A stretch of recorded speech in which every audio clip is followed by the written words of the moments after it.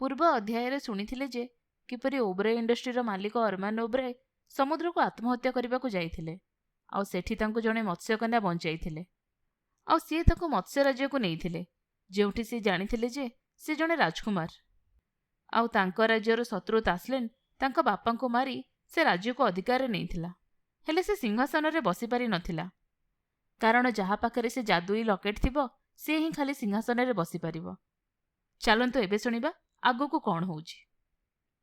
ମହାରାଜାଙ୍କର ସେଇ ଯାଦୁର ଲକେଟ୍ ପରି ଲୁଇସାଙ୍କ ପାଖରେ ଥିଲା।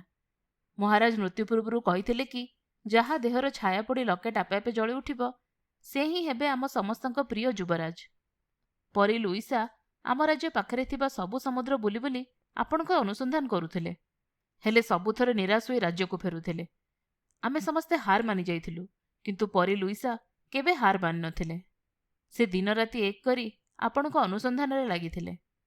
ସବୁଦିନ ଭଳି ସେଦିନ ବି ପରି ଲୁଇସା ଆପଣଙ୍କ ଅନୁସନ୍ଧାନରେ ଯାଇଥିଲେ। ଥକି ପଡ଼ି ସମୁଦ୍ର କୂଳରେ ବିଶ୍ରାମ ନେଉଥିଲେ।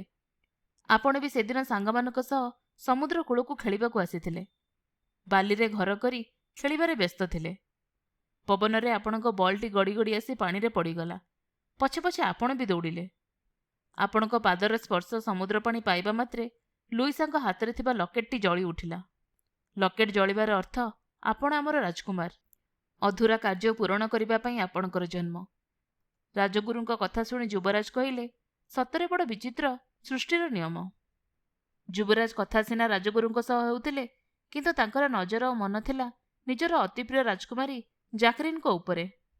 ଶତ ଚେଷ୍ଟା କଲେ ବି ଯୁବରାଜ ନିଜକୁ ଆୟତ୍ତ କରି ରଖିବାରେ ବାରମ୍ବାର ବିଫଳ ହେଉଥିଲେ। ବିଫଳ ହେବା ସ୍ୱାଭାବିକ ଥିଲା। ନିଜର ମନର ମଣିଷକୁ ଏତେ ଦିନ ପରେ ଦେଖିଲେ କିଏ ବା ନିଜକୁ ଆୟତ୍ତ କରି ରଖିପାରିବ? ରାଜଗୁରୁ କହିଲେ, ଯୁବରାଜ, ଆପଣ ଏବେ ଯାଇ କିଛି ସମୟ ବିଶ୍ରାମ କରିନିଅନ୍ତୁ। ପ୍ରଭାତ ହେଲେ ପୁଣି ରାଜ୍ୟବାସୀଙ୍କ ସହ ଭେଟିବେ ଆଉ ରାଜ୍ୟ ଭ୍ରମଣ ବି କରିବେ। ରାତି ବହୁତ ହେଲାଣି। ରାଜଗୁରୁଙ୍କ କଥାରେ ସମ୍ମତି ଜଣାଇ ରାଜକୁମାରୀ ଜାକରିନ୍ଙ୍କ ସହ ରାଜକୁମାର ଶୟନ କକ୍ଷରେ ପ୍ରବେଶ କଲେ। କି ଅପରୂପ ଶୋଭା ଥିଲା ରାଜକୁମାରୀଙ୍କ କକ୍ଷ। ଦିବ୍ୟ ସୁଗନ୍ଧରେ ଭାସି ଉଠୁଥିଲା ପୁରା କୋଠରୀ। ହୀରା ନୀଳା ମୋତି ମାଣିକରେ ଝଲସି ଉଠୁଥିଲା ଶୟନ କକ୍ଷ। ରାଜକୁମାର ସ୍ୱପ୍ନ ଦେଖୁଥିଲେ କି ବାସ୍ତବରେ ସେ ଅଛନ୍ତି ନିଜେ ବି ଜାଣିପାରୁନଥିଲେ। ଏ ତ ସ୍ୱର୍ଗ ଭଳି ଆଭାସ ହେଉଛି। ମୁଁ ଭୁଲରେ ଏଠି ଆସିଯାଇନି କି? ରାଜକୁମାରୀ କହିଲେ, ନା ନା ଯୁବରାଜ, ଆପଣ ଏକଦମ ଠିକ୍ ସ୍ଥାନରେ ଅଛନ୍ତି। ହଠାତ୍ ଯୁବରାଜ ଜାକରିନ୍ଙ୍କ ଶରୀରରେ ଦେଖିଲେ ବହୁତ କ୍ଷତ। କ'ଣ ହେଇଛି ରାଜକୁମାରୀ ଏସବୁ? ଆପଣଙ୍କ ଶରୀରରେ ଏତେ ସବୁ କ୍ଷତ କେମିତି ହେଲା? ଆପଣ ଠିକ୍ ଅଛନ୍ତି ତ? କ'ଣ ଉତ୍ତର ଦେବେ ରାଜକୁମାରୀ କିଛି ବୁଝିପାରିନଥିଲେ। କିନ୍ତୁ ରାଜକୁମାର ବାରମ୍ବାର ସେହି ଗୋଟିଏ ପ୍ରଶ୍ନ ପଚାରୁଥିଲେ। ପ୍ରଶ୍ନ ରାଜକୁମାରୀଙ୍କ ମନକୁ ଅସ୍ତବ୍ୟସ୍ତ କରିଦେଉଥିଲା। ରାଜକୁମାରୀ କହିଲେ, ଶୁଣନ୍ତୁ ଯୁବରାଜ, ତାସଲେନ୍ ଆପଣଙ୍କ ଅନୁପସ୍ଥିତିରେ ବହୁତ ଥର ମୋ ଉପରେ ତାର ଖରାପ ନଜର ପକାଇଛି। ସେ ମୋର କିଛି କ୍ଷତି କରିପାରିନି, କିନ୍ତୁ ରାଗରେ ମୋ ଦେହ ସାରା ତା ଶକ୍ତିର କ୍ଷତ ବିକ୍ଷତ କରି ମୋତେ ଯନ୍ତ୍ରଣା ଦେଇ ଚାଲିଯାଏ। ତାର ଶକ୍ତି ଆଗରେ ଆମେ ସମସ୍ତେ ହାର ମାନିସାରିଛୁ। କେବଳ ଆପଣଙ୍କ ଅପେକ୍ଷାରେ ରାଜ୍ୟବାସୀ ଥିଲେ। ରାଜକୁମାରୀଙ୍କ କଥା ଶୁଣି ରାଜକୁମାରଙ୍କର ରାଗ ବଢ଼ିଗଲା। ଏବେ ମୁଁ ଆସିଯାଇଛି ରାଜକୁମାରୀ। ତାସଲେନ୍କୁ ତାର କର୍ମର ଫଳ ନିଶ୍ଚିତ ମିଳିବ। ଦିନେ ତାସଲେନ୍କୁ ତାର ଏହି କର୍ମ ହିଁ ମୃତ୍ୟୁର କାରଣ ହେବ। ରାଜକୁମାରୀ କହିଲେ, ଆପଣ ଠିକ୍ କହିଛନ୍ତି ରାଜକୁମାର। ତାକୁ ଉପଯୁକ୍ତ ଦଣ୍ଡ ବି ମିଳିବା ଆବଶ୍ୟକ। ରାଜକୁମାର କହିଲେ, ସତରେ କେତେ କଷ୍ଟରେ ମୋ ରାଜ୍ୟବାସୀ ଅଛନ୍ତି। ରାତି ସାରା ନିଦ ହିଁ ହେଉନଥିଲା। କ'ଣ କରିବି? କେମିତି ମୋର ରାଜ୍ୟକୁ ତାସଲେନ୍ଙ୍କ ବଳରୁ ରକ୍ଷା କରିବି? ଏମିତି ଅନେକ କିଛି ଭାବନା ମନରେ ଉଙ୍କି ମାରୁଥିଲା। ଭାବନା ରାଜ୍ୟରେ ବୁଡ଼ି ଯୁବରାଜଙ୍କ ଆଖିକୁ ନିଦ ଆସିଯାଇଥିଲା। ରାତି ପାହିବାକୁ ବହୁତ ସମୟ ବାକି ଥିଲା। କରୁଣ ଚିତ୍କାରରେ ଯୁବରାଜଙ୍କ ନିଦ ଭାଙ୍ଗିଗଲା। କ'ଣ ହୋଇଛି ଜାଣିବାକୁ ରାଜପ୍ରସାଦର ବାହାରକୁ ବାହାରି ଆସିଲେ। ଆଉ ଯାହା ଦେଖିଲେ ଆଶ୍ଚର୍ଯ୍ୟ ସୀମା ବାହାରେ ଥିଲା। ଅତି ଛୋଟ ପିଲାଟି, ଦେହ ସାରା କ୍ଷତ। ଦେଖିଲେ ଲାଗୁଛି ଖାଇବାକୁ ନ ପାଇ ବିକଳରେ କାନ୍ଦି ଚାଲିଛି। ଯୁବରାଜ ପଚାରିଲେ, ତୁମେ କିଏ? କ'ଣ ହେଇଛି? ଏତେ ରାତିରେ ଏମିତି କାନ୍ଦି କାନ୍ଦି କାହିଁକି ବୁଲୁଛ? ପିଲାଟି କହିଲା, ମୁଁ ଆପଣଙ୍କୁ କ'ଣ ପାଇଁ କହିବି? ଆପଣ କିଏ? ମୁଁ ଶୁଣିଲି କି ଆମ ଯୁବରାଜ ଆସିଛନ୍ତି। ମୋର ଦୁଃଖ କଷ୍ଟ ତାଙ୍କରି ଆଗରେ କହିବି। ଯୁବରାଜ କହିଲେ, ଆରେ କ'ଣ ହେଇଛି ତ କୁହ। ମୁଁ ହିଁ ତୁମର ସେହି ଯୁବରାଜ। ରାତି ବହୁତ ହେଇଛି, ଏବେ ମୋ ସହ ଆସ, ତାପରେ କହିବ। ପିଲାଟି କହିଲା, ସତ କହୁଛନ୍ତି? ଆପଣ ଆମ ରାଜ୍ୟର ଯୁବରାଜ? ପିଲାଟି ଯୁବରାଜକୁ ପ୍ରଣାମ କରି କହିଲା, ଯୁବରାଜ, ଏତେ ଦିନ ପରେ ଭଗବାନ ଆମର ଗୁହାରି ଶୁଣିଲେ। କେତେ କଷ୍ଟ ଆଉ ଭାଗ୍ୟରେ ଲେଖା ଅଛି ଜାଣିନୁ, କିନ୍ତୁ ଭଗବାନ ବୋଧେ ଆମ ଦୁଃଖ କଷ୍ଟ ସହି ନ ପାରି ଆପଣଙ୍କୁ ଆମ ନିକଟକୁ ପଠାଇଦେଲେ। ସତରେ ଆଜି ଆମେ ସମସ୍ତେ ବହୁତ ଖୁସି ଅଛୁ। ଯୁବରାଜ ପଚାରିଲେ, ହେଲେ ତୁମେ ଏମିତି କ'ଣ ପାଇଁ ବିକଳରେ କାନ୍ଦୁଥିଲ? ପିଲାଟି କହିଲା, କ'ଣ କରିବି ଯୁବରାଜ, ବହୁତ ଦିନ ହେଲା କିଛି ଖାଇବାକୁ ପାଇନି। ଭୋକର ଜ୍ୱାଳା ଆଉ ସମ୍ଭାଳି ହେଉନି। ମା କହିଲା, ଯା, ଆମ ଯୁବରାଜ ଆସିଛନ୍ତି, ସେ ହିଁ ଆମ ସମସ୍ୟାର ସମାଧାନ କରିବେ। ତେଣୁ ମୁଁ ମହଲର ବାହାରେ ଠିଆ ହୋଇ କ୍ରନ୍ଦନ କରୁଥିଲି। ପିଲାଟିର କଥା ଶୁଣି ଯୁବରାଜ ବହୁତ ଚିନ୍ତିତ ଦେଖାଯାଉଥିଲେ। ସତରେ ମୋ ରାଜ୍ୟର ଅବସ୍ଥା କେତେ ଖରାପ ହେବାକୁ ଆସିଲାଣି। ମୋତେ କିଛି କରିବାକୁ ହେବ। ରାଜ୍ୟବାସୀଙ୍କ ଦୁଃଖ ଯଦି ମୁଁ ନ ବୁଝିଲି, ତେବେ ମୁଁ କି ରାଜକୁମାର? ଯୁବରାଜ କହିଲେ, ଠିକ୍ ଅଛି, ସକାଳ ହେଲେ ମୁଁ ନଗର ବୁଲିବି ଏବଂ କାହାର କ'ଣ ଅସୁବିଧା ହୋଇଛି ସବୁ ବୁଝିବି।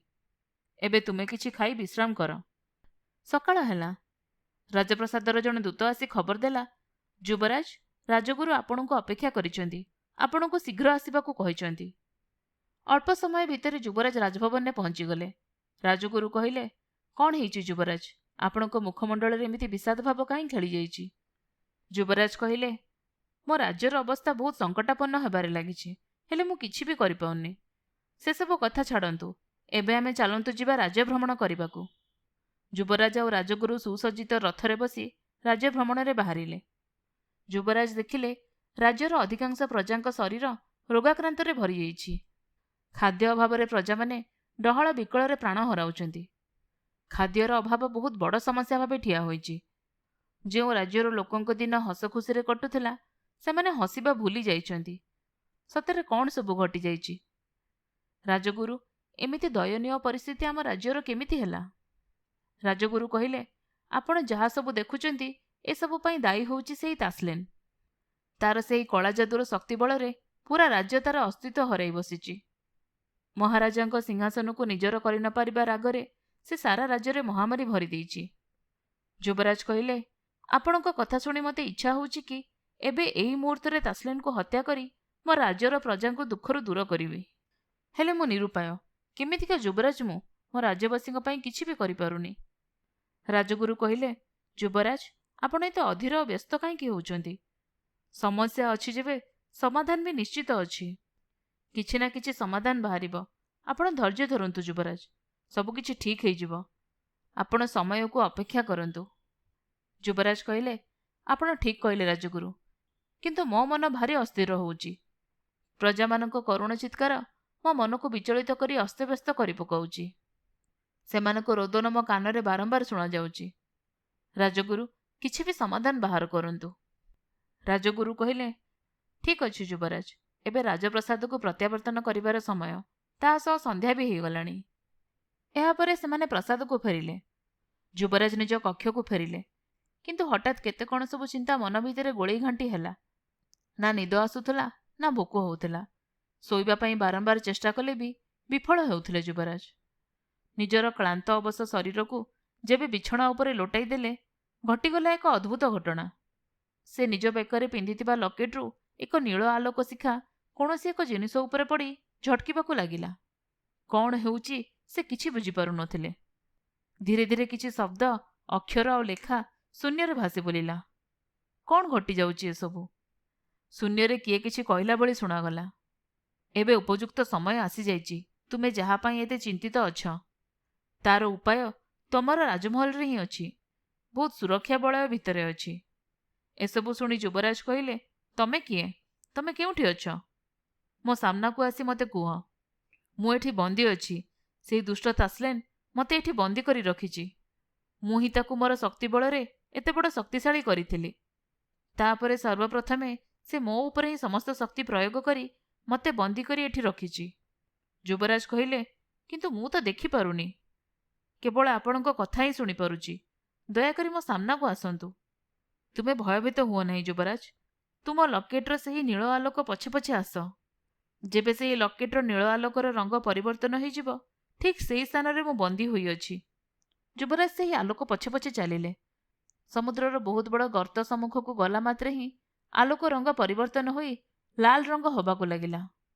ସଙ୍ଗେ ସଙ୍ଗେ ସେ ଏକ ଅଦ୍ଭୁତ ଜିନିଷ ଦେଖିଲେ। ପୁରା ଗାତଟି ଲାଲ ହୋଇସାରିଛି। ଧୂଆଁ ଭଳି କିଛି ଜିନିଷ ବାହାରକୁ ଆସିଲା।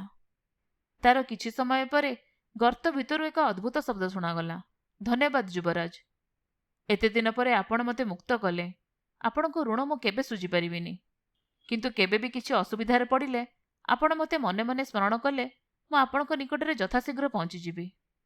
ଏଇ ନିଅନ୍ତୁ ଏହି ଯାଦୁ ମୁଦି, ସବୁବେଳେ ଆପଣଙ୍କ ପାଖରେ ରଖିଥିବେ। ୟାକୁ ହାତରେ ଟିକେ ଘଷିଦେଲେ ମୁଁ ପହଞ୍ଚିଯିବି। ଶୂନ୍ୟରୁ ଗୋଟେ ହୀରା ଭଳି ଚକଚକ୍ କରୁଥିବା ମୁଦି ଆସି ଯୁବରାଜଙ୍କ ହାତ ପାପୁଲିରେ ପଡ଼ିଲା। ହଁ ଯୁବରାଜ, ଆଉ ଗୋଟିଏ କଥା ବି ମନେ ରଖନ୍ତୁ।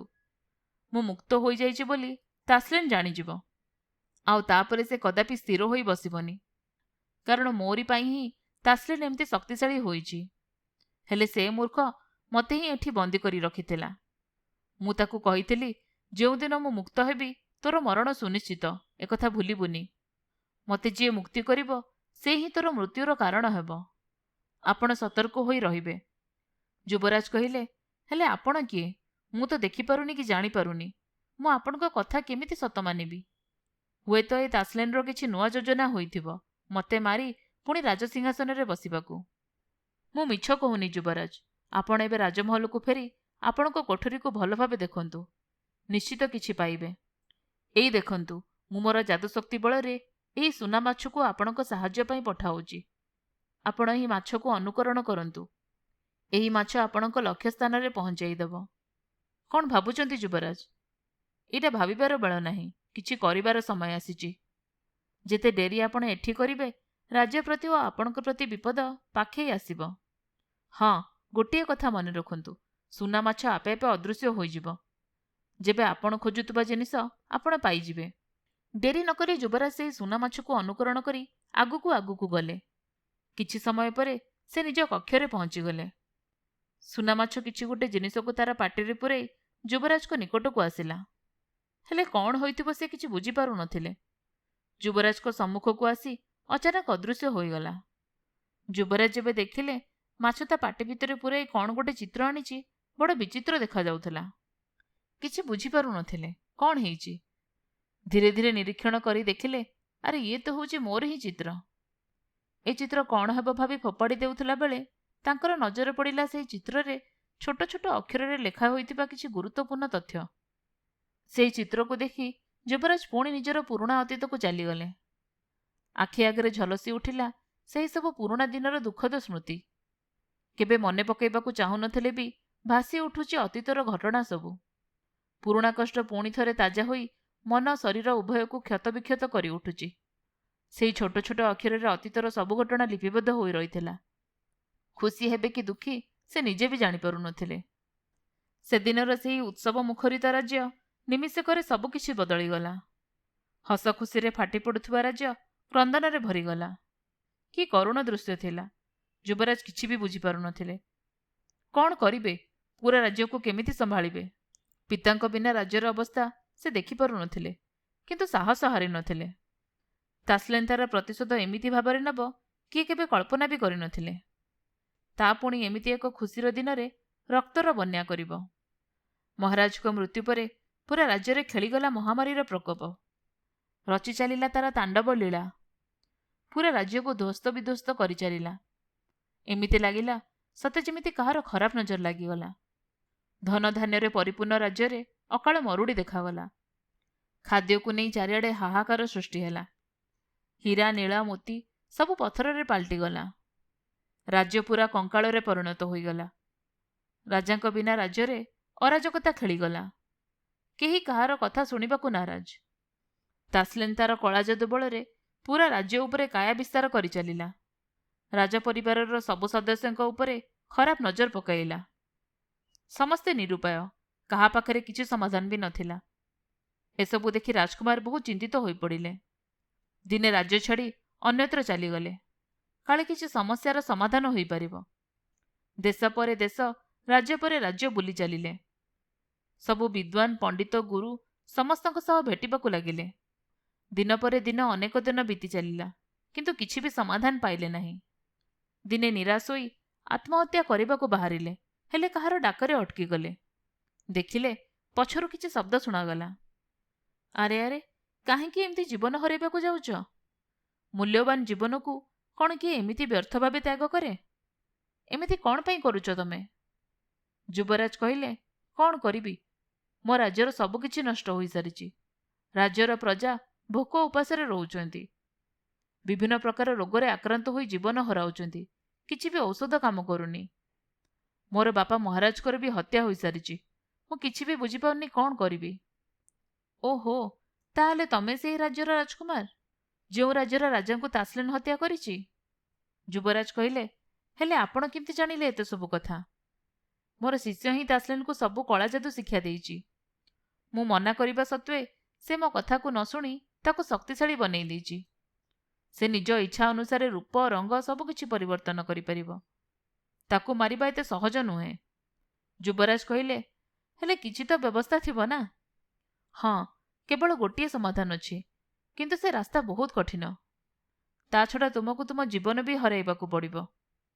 ଯୁବରାଜ କହିଲେ, ଠିକ୍ ଅଛି, କିଛି ଅସୁବିଧା ନାହିଁ। ମୋ ରାଜ୍ୟ ପାଇଁ ମୋ ଜୀବନ ଗଲେ ବି ମୁଁ କେବେ ପଛଘୁଞ୍ଚା ଦେବିନି। ମୁଁ ଖୁସି ଖୁସି ମୋର ଜୀବନ ଆହୁତି ଦେଇଦେବି। କିନ୍ତୁ ଶୁଣନ୍ତୁ ଯୁବରାଜ, ଏକଥା ଆପଣ ଆଉ ମୋ ବ୍ୟତୀତ ଅନ୍ୟ କେହି ବି ଜାଣିବେନି। ଆଗାମୀ ପୂର୍ଣ୍ଣିମା ତିଥିରେ ଆପଣ ମୋ ପାଖକୁ ମୋର ଆଶ୍ରମକୁ ଆସିବେ। ସେଠି ଆପଣଙ୍କୁ ଆହୁତି ଦିଆଯିବ। ଆହୁତି ସମାପ୍ତ ପରେ ଆପଣଙ୍କର ସେହି ଅସ୍ଥିରୁ ହିଁ ଏକ ଶକ୍ତିଶାଳୀ ଅସ୍ତ୍ର ତିଆରି ହେବ। ସେହି ଅସ୍ତ୍ରରେ ହିଁ ତାସଲିନ୍ ମରିବ। ଆପଣ ଭଲ ଭାବେ ଜାଣିଥିବେ ଯେ ସେ ତାସଲିନ୍ ଏତେ ଶକ୍ତିଶାଳୀ ହୋଇସାରିଛି, ତାକୁ ହତ୍ୟା କରିବା ପାଇଁ ଜଣେ ମହାନ ଆତ୍ମାଙ୍କ ଆହୁତି ଦରକାର। ଆଉ ସେ ମହାନ ଆତ୍ମା ହେଉଛନ୍ତି ଆପଣ। ନିଜ ରାଜ୍ୟ ପାଇଁ ଆପଣଙ୍କଠୁ ବେଶୀ ତ୍ୟାଗ କେହି ବି ଦେଇପାରିବେ ନାହିଁ। ଏବେ ନିଜ ରାଜ୍ୟକୁ ଫେରିଯାଇ ରାଜ୍ୟବାସୀଙ୍କୁ ରାଜ୍ୟର ଭାର ଦେଇ ଶୀଘ୍ର ଆସିବେ। ମନେ ରଖିଥିବେ କଥାଟି, ଠିକ୍ ପୂର୍ଣ୍ଣିମା ରାତି। କାରଣ ପୂର୍ଣ୍ଣିମା ରାତିରେ ତାର ଶକ୍ତି କମ୍ ହୋଇଯାଏ। ପୂର୍ଣ୍ଣିମା କେବଳ ଆଉ ଗୋଟିଏ ଦିନ ବାକି ଅଛି। ଠିକ୍ ଅଛି ବାବା, ମୁଁ ଆସୁଛି। ମୁଁ ଖୁବ୍ ଶୀଘ୍ର ଆଶ୍ରମକୁ ଫେରିବି। ଯୁବରାଜ କ'ଣ କରିବେ କିଛି ଭାବିପାରୁନଥିଲେ। ରାଜ୍ୟକୁ ଆସି ଏକ ରାଜସଭା ଡାକିଲେ। ସମସ୍ତ ପ୍ରଜାଙ୍କ ସହ ଆଲୋଚନା କଲେ।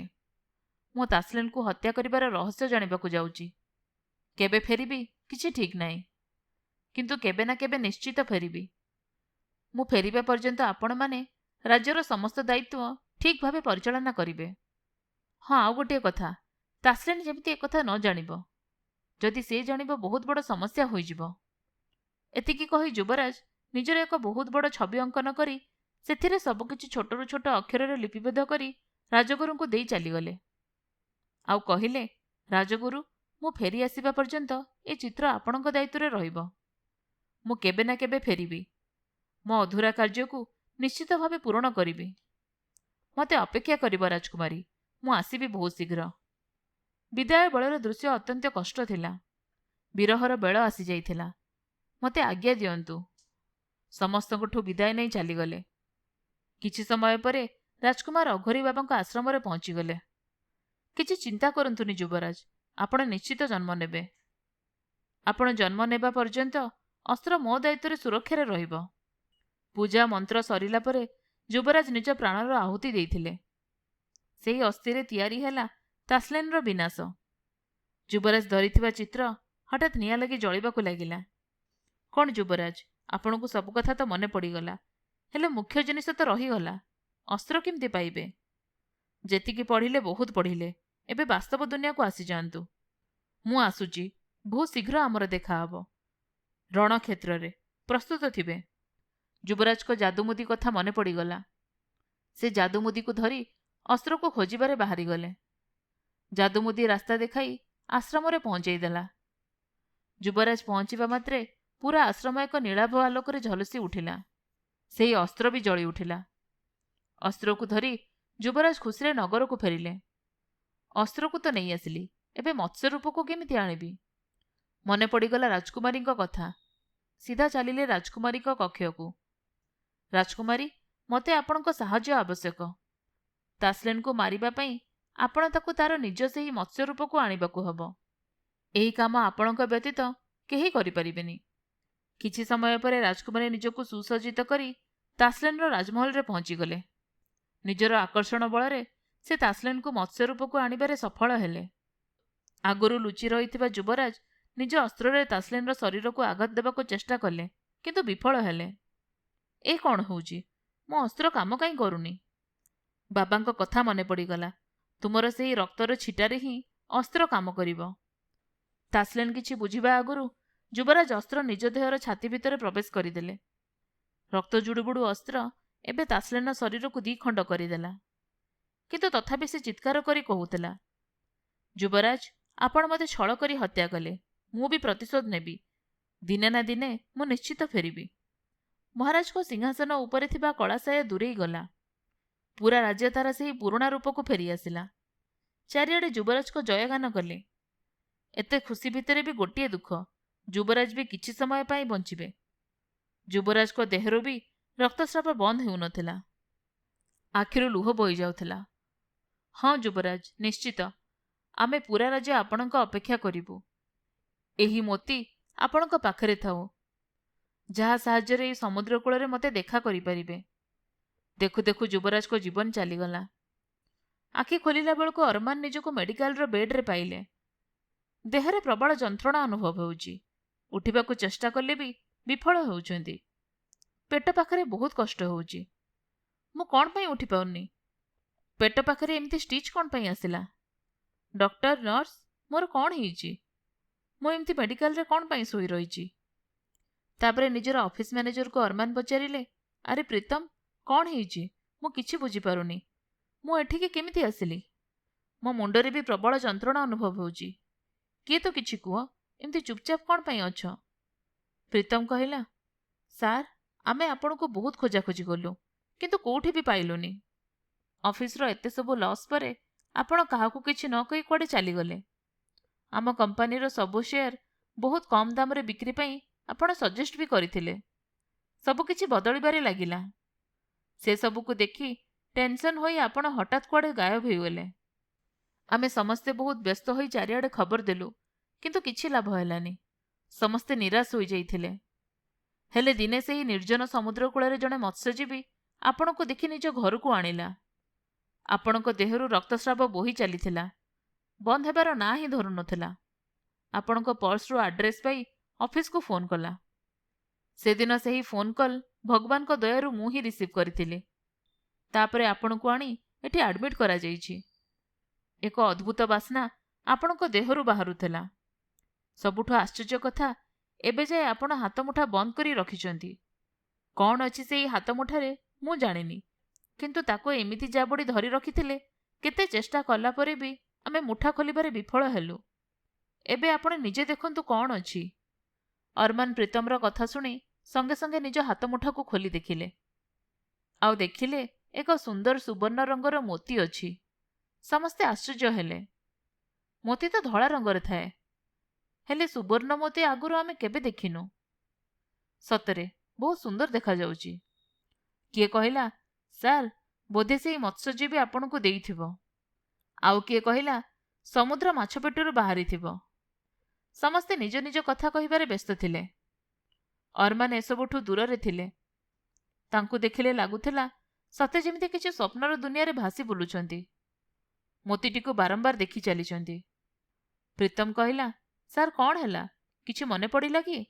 କେଉଁଠୁ ପାଇଲେ ଏ ଦୁର୍ଲଭ ମୋତି? ଅରମାନ କଥାକୁ ଏଡ଼େଇ ଯିବାକୁ ଯାଇ କହିଲେ, ହଁ ହଁ, ମନେ ପଡ଼ିଲା। ସେଦିନ ମୁଁ ବିରକ୍ତ ହୋଇ ସିଧା ଚାଲିଲି ସମୁଦ୍ର କୂଳକୁ। ସେଠି ଗୋଟେ ବଡ଼ ମାଛ ପଡ଼ିଥିଲା। ସେହି ମାଛ ପାଖରୁ ଏହି ମୋତିଟି ପାଇଥିଲି। ସମସ୍ତଙ୍କୁ ସିନା ମିଛ କହିଦେଲେ, ହେଲେ ନିଜକୁ କେମିତି ବୁଝାଇବେ? ତାଙ୍କର ବି କିଛି ମନେ ପଡ଼ୁନଥିଲା। ପ୍ରକୃତରେ ଏ ମୋତି ମୋ ପାଖକୁ କେମିତି ଆସିଲା? ମନେ ପକାଇବାକୁ ଚେଷ୍ଟା କଲେ, କିନ୍ତୁ ସବୁଥର ବିଫଳ ହୋଇଯାଉଥିଲେ। କ'ଣ କରିବେ କିଛି ବୁଝିପାରୁନଥିଲେ। ସତରେ କ'ଣ ସବୁ ଘଟିଯାଉଛି, ସ୍ୱପ୍ନ ନା ବାସ୍ତବ? ଏହି ସମୟରେ ଡକ୍ଟର ଆସି କହିଲେ, ହ୍ୟାଲୋ ଅରମାନ ସାର୍, ଏବେ ଆପଣଙ୍କୁ କେମିତି ଲାଗୁଛି? ଯଦି ଠିକ୍ ସମୟରେ ଆପଣଙ୍କୁ ମେଡିକାଲ ଆଣିନଥାନ୍ତେ ହୁଏତ ବଞ୍ଚିବା ମୁସ୍କିଲ ହୋଇଯାଇଥାନ୍ତା। ସତରେ sir, you are so lucky. ଏତେ ରକ୍ତସ୍ରାବ ହେଲା ପରେ ବି ଆପଣ ଏକଦମ ଠିକ୍ ଅଛନ୍ତି। ସତରେ ଯାଦୁଠୁ କିଛି କମ୍ ନୁହଁ। ଆପଣ ନୂଆ ଜୀବନ ପାଇଛନ୍ତି। ଆମେ ସମସ୍ତେ ଆଶା ଛାଡ଼ି ଦେଇଥିଲୁ। ଏତେ ଜୋରରେ ପେଟରେ ଆଘାତ ଲାଗିଥିଲା। ଦେଖିଲେ ଲାଗୁଥିଲା କିଏ ଗୋଟେ ତୀକ୍ଷ୍ଣ ଧାରୁଆ ଅସ୍ତ୍ରରେ ଆପଣଙ୍କ ପେଟ ଭିତରେ ପୂରାଇ ବାହାର କରିଛି। ଏବେ ଆପଣ ରେଷ୍ଟ କରନ୍ତୁ। ରାତି ହେଲାଣି, ମେଡିସିନ ବି ଖାଇଦେବେ। ମୁଁ ଆସୁଛି ସାର୍। ଅରମାନ କିଛି ବୁଝିପାରୁନଥିଲା। ଠିକ୍ ଅଧରାତି ସମୟରେ ମୋତିଟି ଜଳି ଉଠିଲା। ଆପେ ଆପେ ପବନରେ ଉଡ଼ି ଚାଲିଲା। ଅରମାନ ବି ପଛେ ପଛେ ଚାଲିଲେ। ସେହି ସମୁଦ୍ର କୂଳ ଯେଉଁଠି ଅରମାନ ପ୍ରତିଦିନ ଆସି ବସନ୍ତି। ସମୁଦ୍ର କୂଳକୁ ଆସି ଦେଖିଲେ ଏକ ସୁନ୍ଦର ଜଳପରି ଠିଆ ହୋଇଛି। ଆଖି ଦୁଇଟି ସମୁଦ୍ର ଭଳି ନୀଳ, ସୁବର୍ଣ୍ଣ ରଙ୍ଗ ଦେହ, ଗେରୁଆ କେଶ। କ'ଣ ସ୍ୱପ୍ନ ଦେଖୁଛି କି? ଜଳପରି ଯାଦୁ ସାହାଯ୍ୟରେ ଅରମାନକୁ ସବୁକିଛି ମନେ ପକାଇଦେଲେ। ରାଜକୁମାରୀ, ଆପଣ ଏଠି? ମୋତେ ବି ଆପଣଙ୍କ ସାଙ୍ଗରେ ନେଇ ଚାଲନ୍ତୁ। ତୁମ ବିନା ମୋର ଜୀବନ ପୁରା ଅଭିଶପ୍ତ ହୋଇସାରିଛି। ଏଠି ମୋତେ ପୁରା ଏକୁଟିଆ ଲାଗୁଛି। ମୁଁ ଆଉ ପାରୁନି। ଏମିତି ଜୀବନ ଅପେକ୍ଷା ମରିଯିବା ଭଲ। ମୁଁ ଏବେ ହିଁ ସମୁଦ୍ରକୁ ଡେଇଁ ଜୀବନ ହାରିଦେବି। ରାଜକୁମାରୀ କହିଲେ, ଆରେ ଯୁବରାଜ, ମୋ କଥା ଟିକେ ଶୁଣନ୍ତୁ, ଧୈର୍ଯ୍ୟ ଧରନ୍ତୁ। ବାସ୍ ଅଳ୍ପ ଦିନ ପରେ ଆପଣ ଆସିଯିବେ। ଆପଣଙ୍କ ଦୁନିଆର 1 ବର୍ଷ ଆମର 1 ଦିନ ସହ ସମାନ।